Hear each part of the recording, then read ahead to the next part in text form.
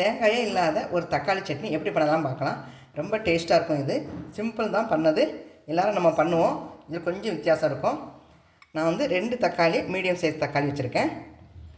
1 வெங்காயம் பெரிய வெங்காயமாக வெட்டியிருக்கேன்.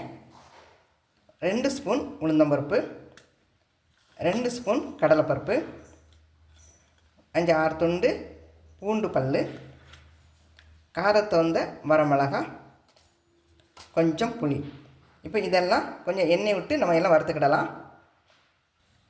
அடுப்பை பற்ற வச்சு ஒரு சட்டி அடுப்பு வைக்கலாம்.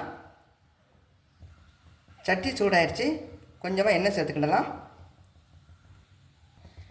இதில் கொஞ்சம் வித்தியாசமாக முதல்ல கொஞ்சம் கடுகை போட்டு தாளிச்சிக்கிட்டு இந்த பருப்பெல்லாம் போட்டு வறுத்து பண்ணி பாருங்கள். ரொம்ப சூப்பராக டேஸ்ட்டாக இருக்கும்.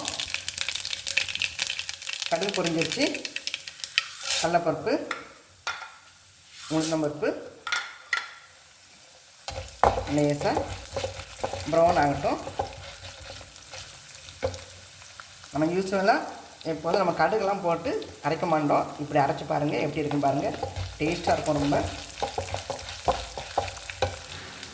இது கூட வர மிளகாய் சேர்த்துக்கலாம்.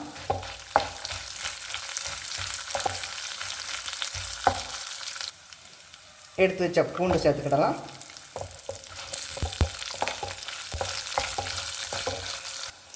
எடுத்து வச்ச வெங்காயத்தை சேர்த்துக்கிடலாம்.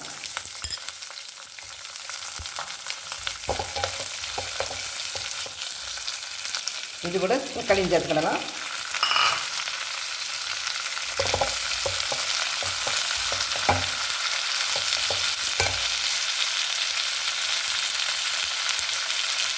கொஞ்சம் கருவேப்பிலை சேர்த்துக்கிடலாம். கொஞ்சம் புளி சேர்த்துக்கிடலாம். அதெல்லாம் வதக்கிப்பாங்க. தக்காளி கொஞ்சம் மசிட்டோம். இதுக்கு தேவையான உப்பு சேர்த்துக்கிடலாம். உப்பு பார்த்து சேர்த்துக்கோங்க. பிறகு தேவையான நம்ம அரைக்கும் போது போட்டுக்கிடலாம். இட்லி தோசைக்கு இது ஒரு சூப்பரான சட்னி. இது தக்காளி நல்லா மசிஞ்சிருச்சு. இப்போ கேஸ் அமுத்திடலாம். கேஸை அமுத்திட்டு இதை நல்லா ஒரு 10 நிமிஷம் ஆற விட்டுருவோம். நல்லா ஆறுனதுக்கப்புறம் மிக்ஸி ஜாரில் சேர்த்து அரைச்சிக்கிடலாம். இப்போ இது நல்லா ஆறிடுச்சு. இதை மிக்ஸி ஜாரில் சேர்த்து அரைச்சிக்கிடலாம். கொஞ்சமாக தண்ணி ஊற்றி அரைச்சிக்கலாம். ஏன்னா நம்ம பருப்பு வகைகள்லாம் சேர்த்துருக்கோம்.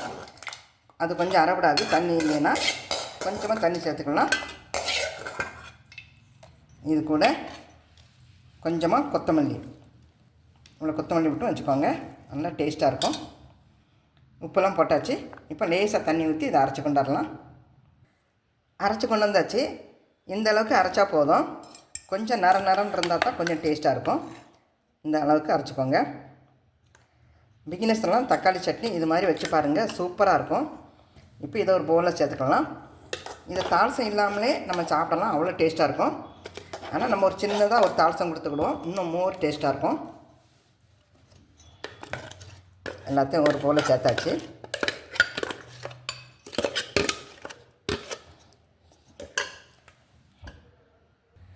இது தாளிக்க ஒரு சட்டி அடுப்பு வச்சுக்கிடலாம். சட்டி சூடாயிடுச்சு. கொஞ்சமாக எண்ணெய் சேர்த்துக்கிடலாம். எண்ணெய் சூடாயிடுச்சு. கடுகு சேர்த்துக்கலாம். கடுகு பொரிஞ்சிருச்சு. உளுந்து பருப்பு சேர்த்துக்கிடலாம். அது கூட கொஞ்சம் கருவேப்பிலை, கொஞ்சம் வரமிளகாய்.